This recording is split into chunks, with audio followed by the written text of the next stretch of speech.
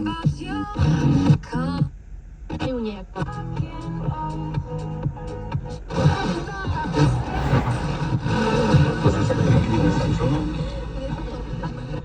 we are in this immaculately restored Mercedes 170S Cabriolet.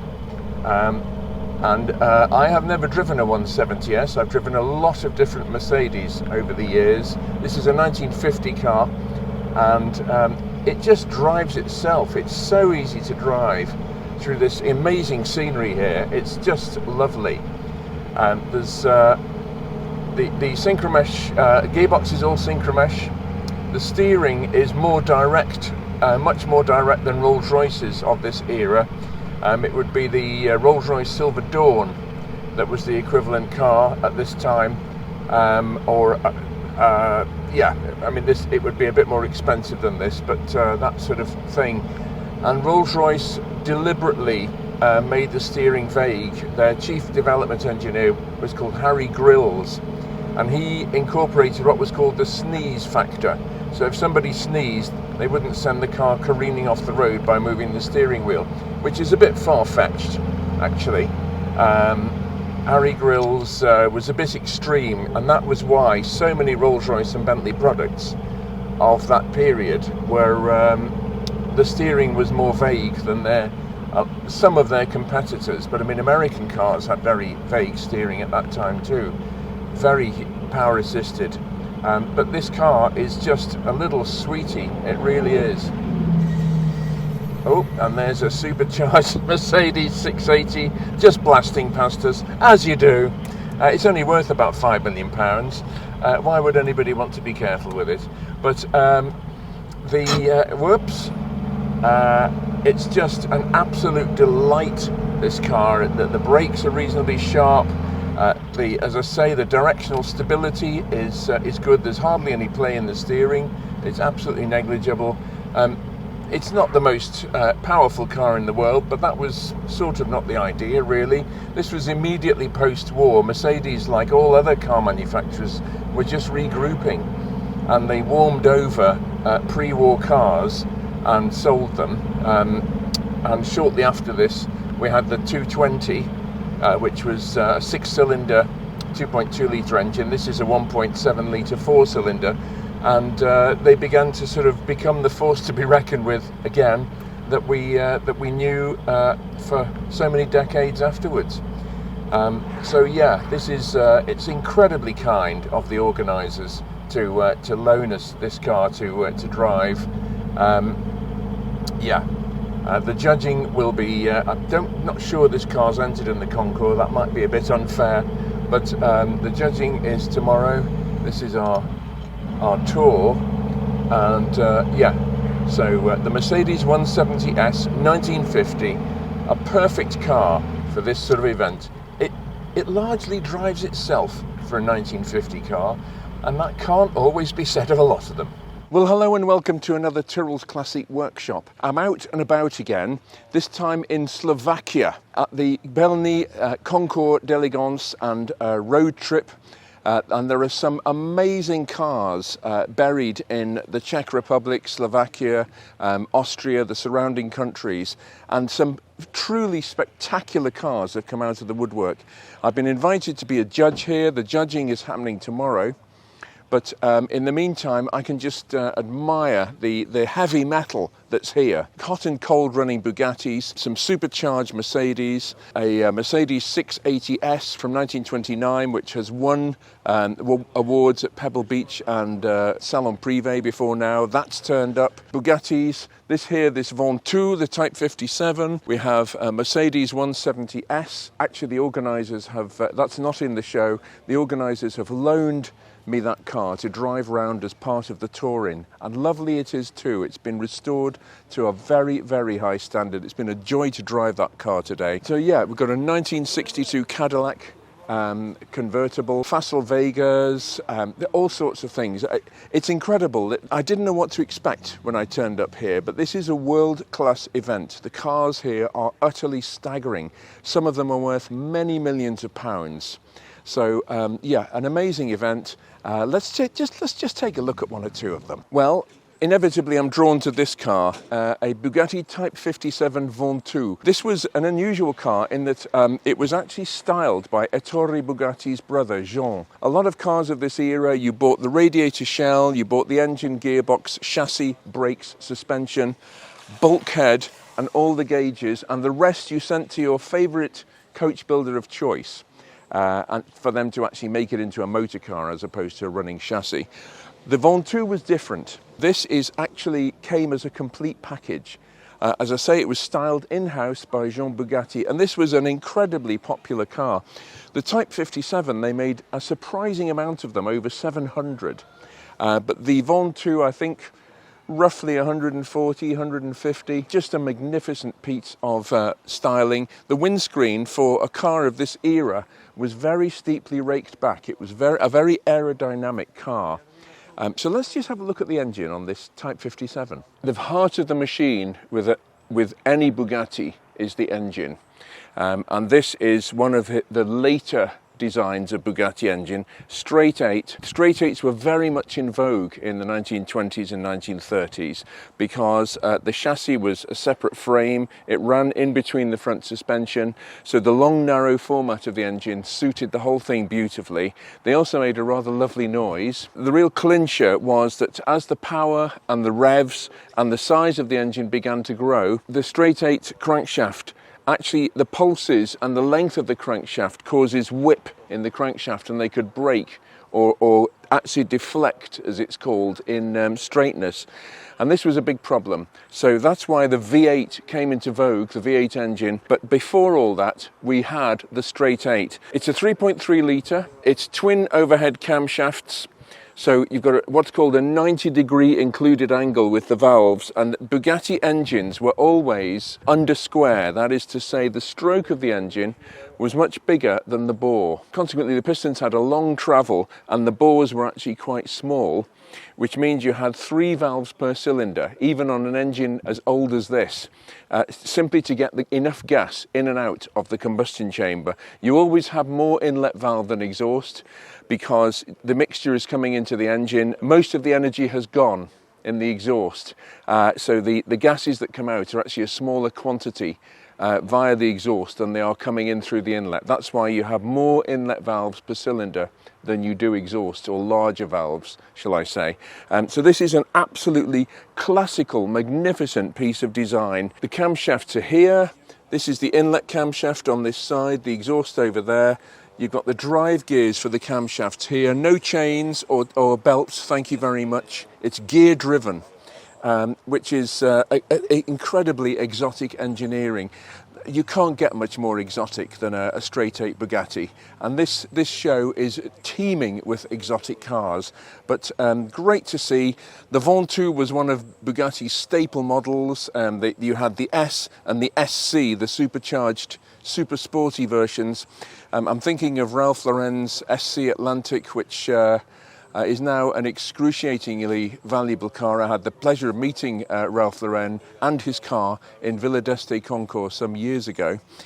He was very gracious, very nice man, and that car actually won the show. But there's no such thing as a bad straight 8 Bugatti. They're all pretty wonderful, really. Well, another car that's caught my eye is this little beauty, a Fiat 850 Spider. Very rare car.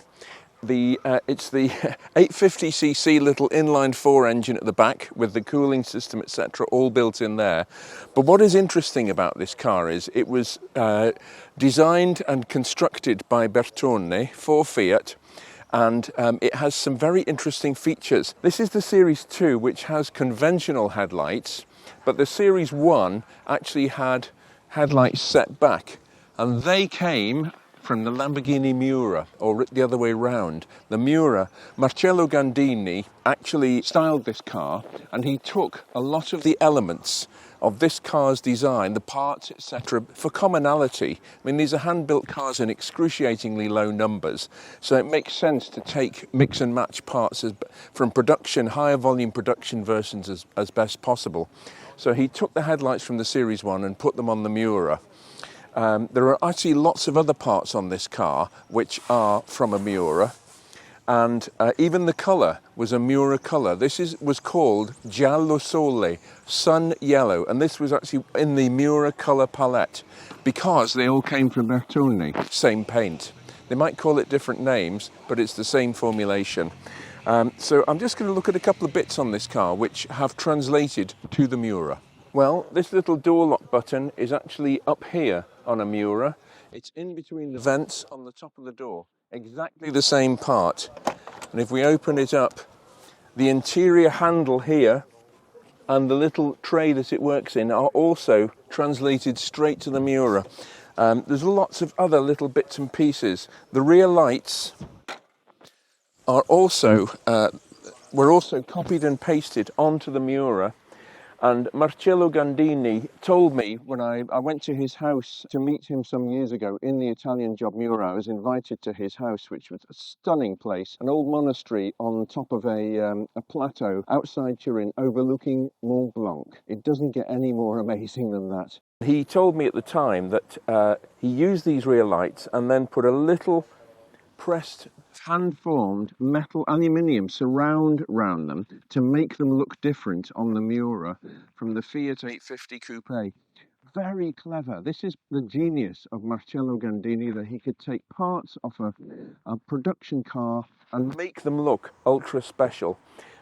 These are a sweet little car anyway. There's no weight in them. I had the pleasure of driving 850 Spider before. They're just very sweet to drive. They really are. A lovely little car. But this is a baby Miura, a baby Lamborghini Miura. How about that?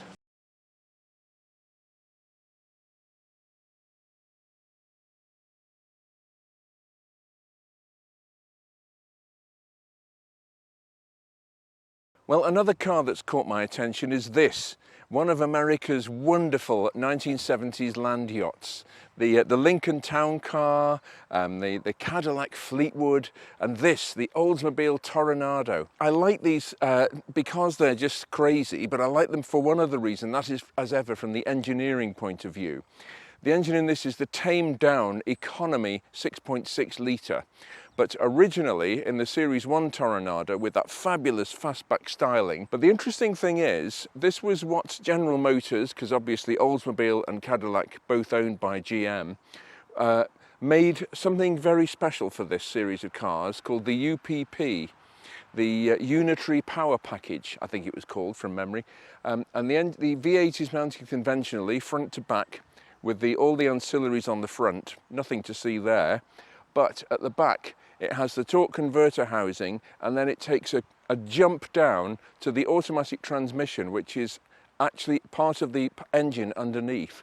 And that is driven by a HIVO chain, as it's called, which is a particular type of chain with various small links and pins. It's not like a conventional Morse chain. What GM did very cleverly to make them last longer was to pre-stretch the chain. They put it in a machine which pre-stretched it, because all chains stretch as they bed in, so that when they fitted it to the car it would just go over the shafts at one end and the other, and the chain, actually the whole of the weight of the car and the power and torque all go through that chain.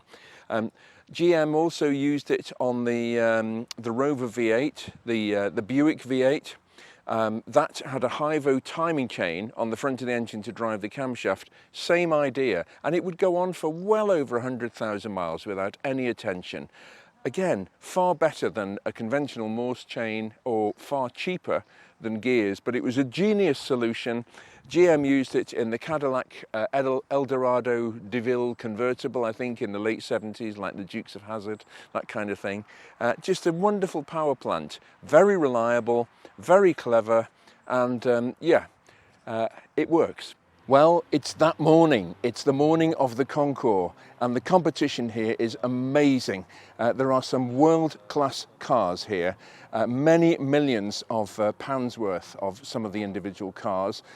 So yeah, it's a tough job. The standard is very high, actually. I'm very pleasantly surprised.